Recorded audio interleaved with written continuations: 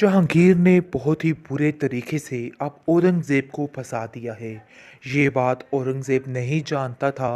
वो तो उल्टा उसके ऊपर सारा इल्ज़ाम धरने वाला था। लेकिन अब जाकर उसको अंदाज़ा हो जाएगा कि वो जो कुछ करने जा रहा था सब उस पर ही उल्ट पड़ चुका है। आप देखेंगे कि किस किस तरीके से ज़िल्लत का सामना उसको करना पड़ेगा, क्योंकि जहांगीर अपने पुराने बदले भी निकाल रहा है और उसके साथ साथ काफ़ी ज़्यादा इसको सेट भी करने की कोशिश कर रहा है।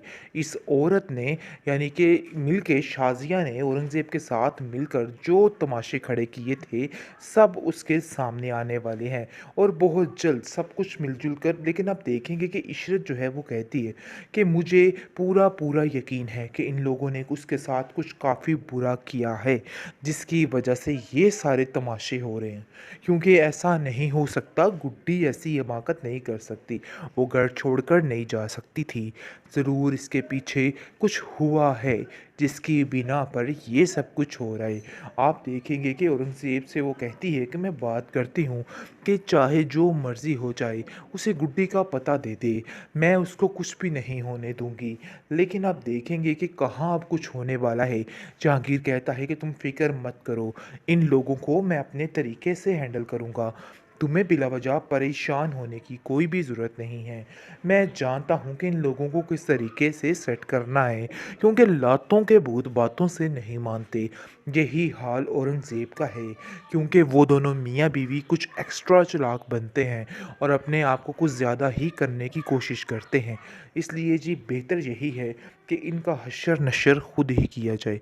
तुम्हें परेशान नहीं होना है, बस उन लोगों की अब देखो कि मैं इन लोगों का अब हशर क्या करता हूँ।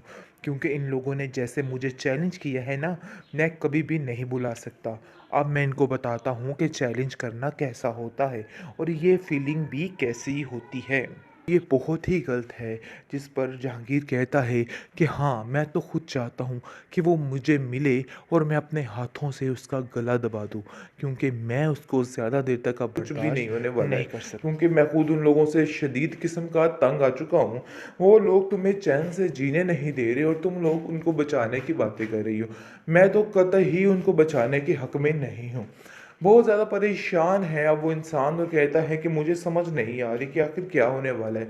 गुड्डी जानती है कि जब ये सारी बातें खुल के सामने आएगी तो नासिर की शामित आ जाएगी और वो कहती है कि मेरी वजह से आप इतने परेशान हैं, मुझे तो कुछ समझ नहीं आ रही कि आखिर मैं क्या करूं।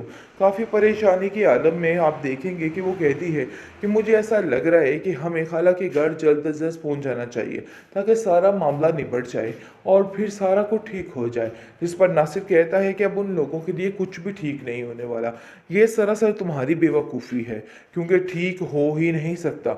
उन लोगों का लालच भरा दिल अभी तक नहीं बदला, अभी तक वैसे के वैसे ही हालात हैं। इसलिए तुम्हें बिला वजह परेशान होने की कोई भी ज़रूरत नहीं है।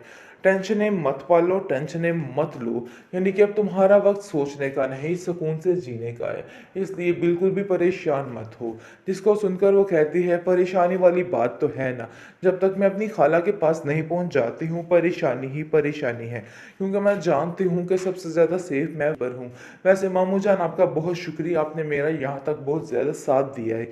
इसके लिए मैं आपका ये एहसान सारी ज़िंदगी नहीं भूलूंगी। जिस पर वो कहता है कि नहीं, ये मेरा फ़र्ज़ था। अगर तुम्हारी जगह और भी कोई मज़लूम होता तो मैं उसके साथ यही करता, क्योंकि तुम्हारा और कोई भी साथ देने वाला नहीं था। इसलिए मुझे ये सब कुछ करना ही था। बिला वजह की टेंशन मत लो, सब ठीक हो जाएगा।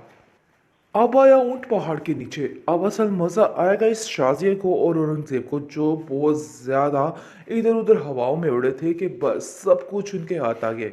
लेकिन जी ये आपकी बहुत बड़ी गलतफहमी थी, ऐसा वैसा कुछ नहीं होना। आप जाइए और जेल की चक्कियाँ पीसिए, सारी ज़िंदगी जेल में दिखे खाइए, क्योंकि जहांगीर ने अब ऐसा काम किया है कि ये लोग दंग रह जाएंगे कि आखिर हुआ क्या है। क्योंकि बहुत ज़्यादा परेशानी के बाइस करके मामला काफ़ी ख़राब हो गए थे। लेकिन जहांगीर को समझ आ गई थी कि ये लोग गुड्डी के पक्के दुश्मन हैं। दुश्मनी तो जहांगीर ने भी निभानी चाहिए, लेकिन जी अब समझ आ चुकी है कि वाकई में गुड्डी को किसी न किसी मुश्किल में फंसाया जा रहा है। बहुत परेशान हो चुके हैं घर वाले, क्योंकि अब शाज़िया को समझ आ गई है कि नहीं भई, ये हमारा ढोल ज़्यादा देर तक बजने वाला नहीं है। बहुत जल्द हम जेल की सुलाखों के पीछे होंगे। बहुत परेशान हो चुके हैं और शाज़िया कहती है कि नासिर भी चला गया है। मुझे तो समझ नहीं आ रही कि आखिर मैं क्या करूँ? बस मुझे लग रहा है कि अब हमें जितनी जल्दी हो सके तुम्हारी खाला के घर जाना चाहिए, क्योंकि वो ही तुम्हारे लिए सबसे सेफ प्लेस है। जिसको सुनकर वो कहती है कि जी आप बिल्कुल ठीक कह रहे हैं। मैं जैसे ही आमिर बाबा के घर रही थी, यकीन मानिए मैं बहुत परेशान थी कि यही चचा से मेरी शिकायत ही ना कर दें, कोई ऐसी बात ना कर दें जिसकी वजह से मैं फंस जाऊं। काफ़ी परेशान थी बेचारी। लेकिन अब देखेंगे कि वो सैफी बाबा को बहुत शुक्रिया अदा करता है और कहता है कि आपने यहाँ तक साथ दिया मेरी गुड्डी का, बहुत शुक्रिया आपका। दूसरी तरफ गुड्डी काफ़ी परेशान, काफ़ी बेकरार है कि आखिर उसके साथ क्या बनने वाला है। बहुत परेशानी की आलम में उसको कुछ समझ ही नहीं आ रही है कि आखिर होना क्या है, क्योंकि वो जो कुछ सही करने की इन लोगों के साथ कोशिश करती है दोबारा से गलत हो गए। और वो नासिर को भी तक कह रही है कि मामू जान, मैं चाहती हूँ कि उन लोगों को कुछ ना किया जाए, क्योंकि वो मेरे बाबा के भाई हैं और मैं ऐसा कुछ भी नहीं चाहती हूँ। जिसको सुनकर वो कहता है कि तुम्हारा दिमाग ख़राब हो चुका है गुड्डी, ऐसा कुछ भी नहीं होगा। उन लोगों को सज़ा उनके किए की मिलनी ही चाहिए। शाज़िया मेरी भी बहन है और मैं भी उससे बहुत प्यार करता हूँ, लेकिन इसका मतलब ये हरगिज़ नहीं है कि हम उनकी सारी बुराइयों पे पर्दा डालते जाएं। देखो भाई, ऐसा नहीं होने वाला है और ये बात तुम भी जहन में रख लो। अगर तुम ऐसा सोच रही हो कि उन लोगों को छुड़वा दिया जाएगा, तो भाई ऐसा कुछ भी नहीं होने वाला है, क्योंकि मैं खुद उन लोगों से शदीद किस्म का तंग आ चुका हूँ। वो लोग तुम्हें चैन से जीने नहीं दे रहे और तुम लोग उनको बचाने की बातें कर रही हो। मैं तो कतई उनको बचाने के हक में नहीं हूँ। बहुत ज़्यादा परेशान है अब वो इंसान और कहता है कि मुझे समझ नहीं आ रही कि आखिर क्या होने वाला है। गुड्डी जानती है कि जब ये सारी बातें खुल के सामने आएगी तो नासिर की शामित आ जाएगी और वो कहती है कि मेरी वजह से आप इतने परेशान हैं, मुझे तो कुछ समझ नहीं आ रही कि आखिर मैं क्या करूं। काफ़ी परेशानी की आलम में आप देखेंगे कि वो कहती है कि मुझे ऐसा लग रहा है कि हमें खाला के घर जल्द अज जल्द पहुँच जाना चाहिए, ताकि सारा मामला निबट जाए और फिर सारा कुछ ठीक हो जाए। जिस पर नासिर कहता है कि अब उन लोगों के लिए कुछ भी ठीक नहीं होने वाला। ये सरासर तुम्हारी बेवकूफ़ी है, क्योंकि ठीक हो ही नहीं सकता। उन लोगों का लालच भरा दिल अभी तक नहीं बदला, अभी तक वैसे के वैसे ही हालात हैं। इसलिए तुम्हें बिला वजह परेशान होने की कोई भी ज़रूरत नहीं है।